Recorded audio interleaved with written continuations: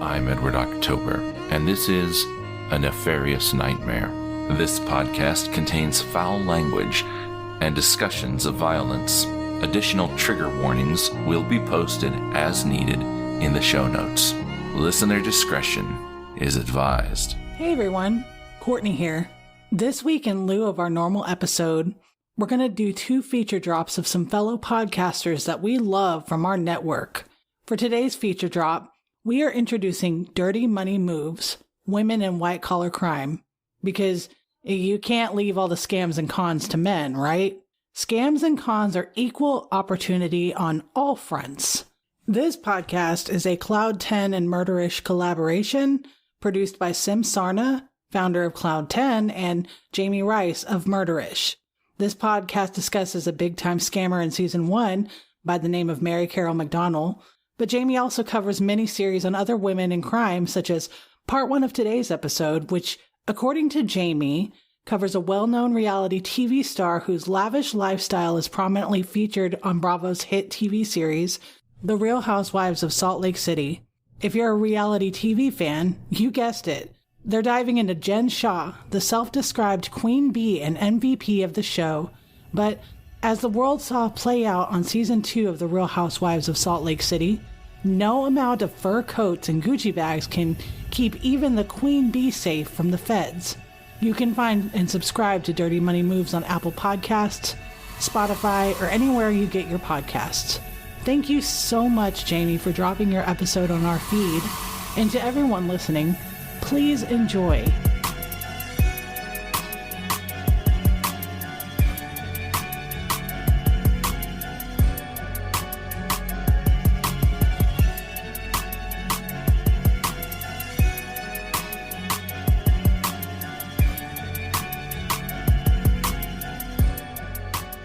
This podcast discusses cases in which a crime may have occurred. All parties referred to in this podcast are presumed innocent until proven guilty by law. Opinions expressed on Dirty Money Moves don't necessarily reflect those of the podcast host, Murderish, or Cloud10 Media.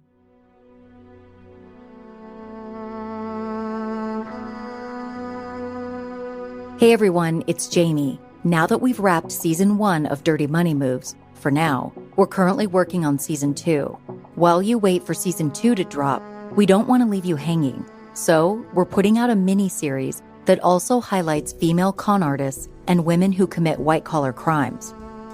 Our first mini-series covers a well-known reality TV star whose lavish lifestyle is prominently featured on Bravo's hit TV series, The Real Housewives of Salt Lake City. If you're a fan of reality TV, you guessed it, we're diving into Jen Shah, the self-described Queen Bee and MVP of the show.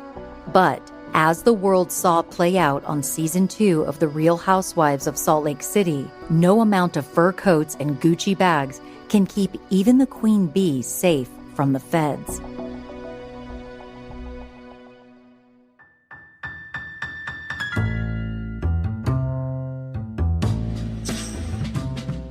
From Murderish and Cloud10 Media, this is Dirty Money Moves, Women in White Collar Crime, a podcast that dives into one story told over several weekly episodes. In this miniseries, we're highlighting a reality TV star turned convicted felon. Jen Shah of The Real Housewives of Salt Lake City seemed to be living large with a closet full of Gucci bags and fur coats, and a glam squad who kept her looking snatched for the millions of people tuning in each week. But when it came to explaining exactly what it is she does for a living, well, that's where things got a little complicated. Come to find out, Jen's wealth had been built on the backs of mostly vulnerable people through a fraudulent telemarketing scheme that she'd been operating for years. This is Episode 1, Telemarket Scheme. For fans of reality TV, the name Jen Shah should sound familiar. Jen is the self-described Queen Bee and MVP of Bravo's hit reality show, The Real Housewives of Salt Lake City. In this town, I'm Queen Bee and MVP. Fans of the show are used to seeing Jen flaunt her wealth at the infamous Shah Chalet, the nickname for her extravagant home, a staple on the show. Jen, with her strong personality, expensive fashion, and wicked outbursts, has made a name for herself. She's definitely one of the standout cast members. Fans of the show either love or hate Jen. There isn't really an in-between. Sharif Shah, aka Coach Shah, is Jen's husband, and together they have 2 sons, Omar and Sharif Shah Jr. Coach Shah's calm demeanor is in stark contrast to his wife's intense vibe, which emphasizes that old saying about how opposites attract. Jen has been married to the University of Utah cornerback coach for over 25 years now. Before his coaching career, Coach Shah was a practicing attorney. Due to her husband's unruly work schedule, Jen claims the 2 of them are in a FaceTime marriage. Issues that arise from their time spent apart play out on the show. And during these scenes, viewers get a glimpse into Jen's more vulnerable and sensitive side. Jen describes herself as a Tongan and Hawaiian woman who often stuck out in her traditionally white Mormon world.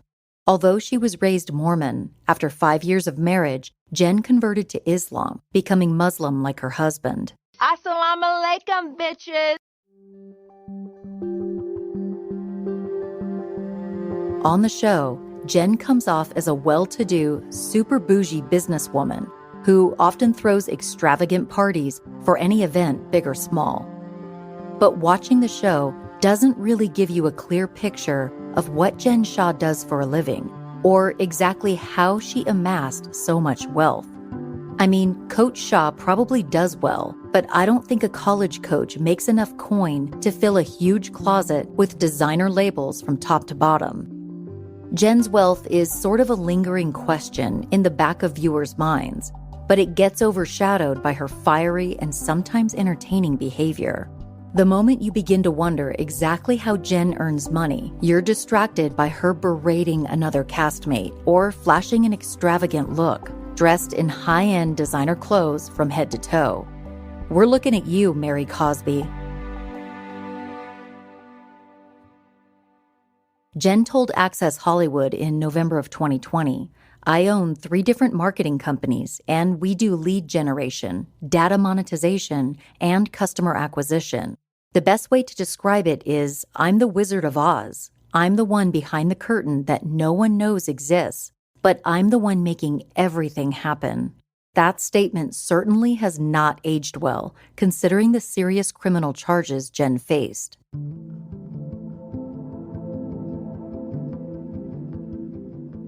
Years before her debut on The Real Housewives, Jen graduated from the University of Utah.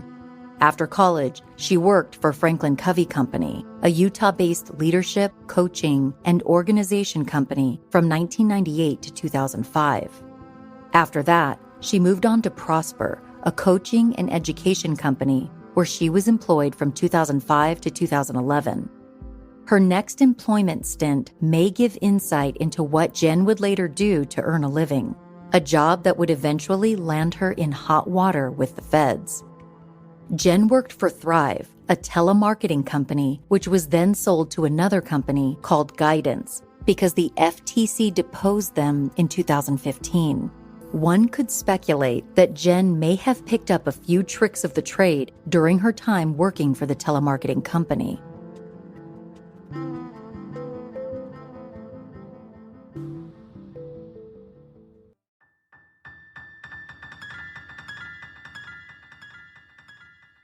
Since the Real Housewives franchise first launched in 2010, the show has seen its fair share of scandal. And I'm not talking about the usual wine throws or hair pulls. No, I'm referring to the kind of scandal that comes with prison time. Think back to the Countess, Luann de Lesseps, who attacked an officer in Palm Beach, Teresa Giudice, who was indicted on federal fraud charges and sentenced to prison, Kim Richards for trespassing, resisting, and battery, and Erica Girardi, whose legal fate is yet to be determined. But Jen Shah's legal issues are far more elevated than just your average public intoxication or battery charge. Her crimes could land the Queen Bee of Salt Lake City behind bars for over a decade. But before we get there, let's meet Stuart Smith, Jen Shah's right-hand man, assistant number 1, and partner in crime, literally. Stuart is my personal and business assistant. He just does everything. He knows my favorite color, my favorite food. He'll go get me tampons. I like it. He knows when my period is every month. Stuart knows everything. He knows more than Sharif knows. Jen and Stuart's friendship goes back more than 10 years. When they first met, Stuart was working at a company for which Jen was doing some consulting. Stuart, now 43 years old, comes off on the show as sort of an average Joe.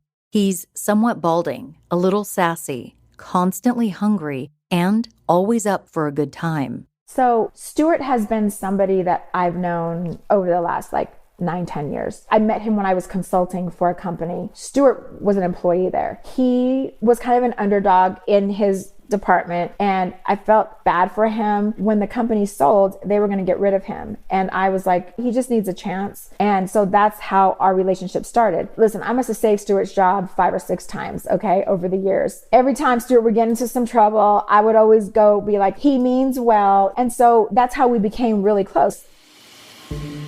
People watching the show can see Jen and Stuart flaunting their lavish lifestyles. The duo are seen choosing ritzy places to eat for lunch and throwing luxurious parties. But what viewers don't see is what the pair were really up to during all of their business meetings.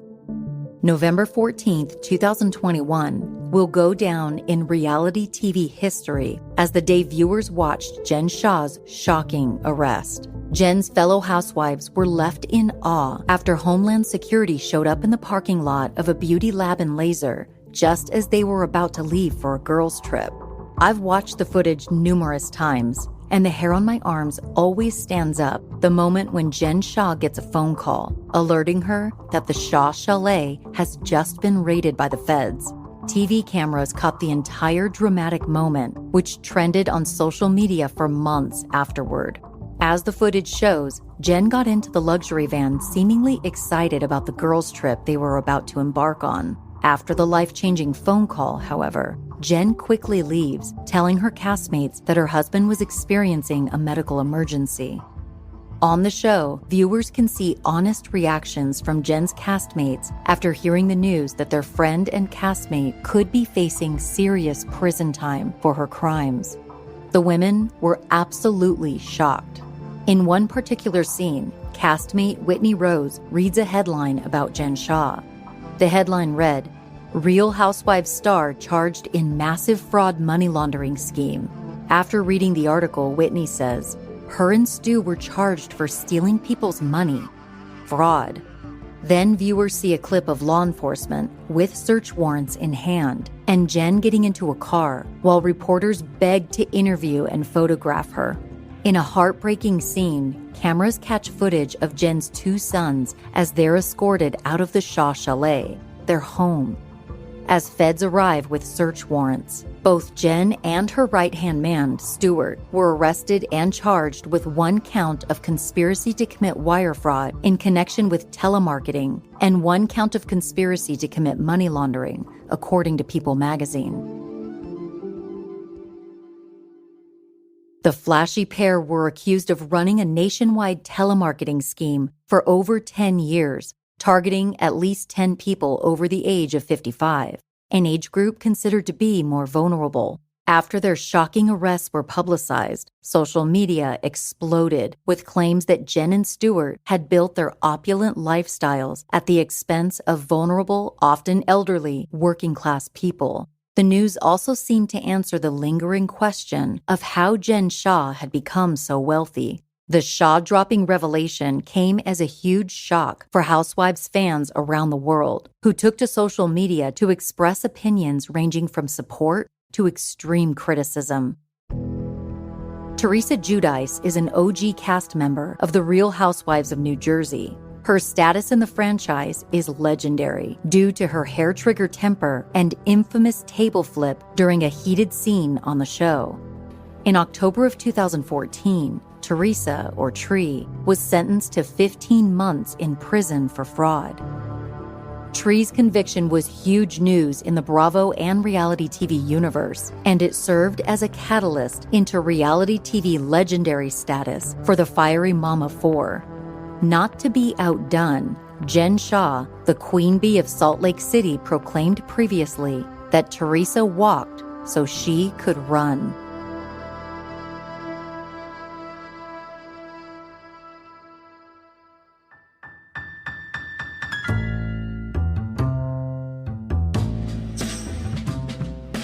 Dirty Money Moves is a collaboration between Murderish and Cloud10 Media. Executive producers are myself, Jami Rice, and Sim Sarna. Research, writing, and producing is done by Devin Ruskin. Emily Crain does the audio mixing and editing. Josh Cooke composed the music, and Brian Stefanik created the podcast cover art. Follow us at Dirty Money Moves on Instagram, TikTok, and Twitter. And if you like the show, please rate us, review us, and leave us a few stars on Apple Podcasts, Spotify, or wherever you're listening now. If you're into true crime content, check out my other podcast, Murderish. Thanks so much for listening, and see you next week for a brand new episode.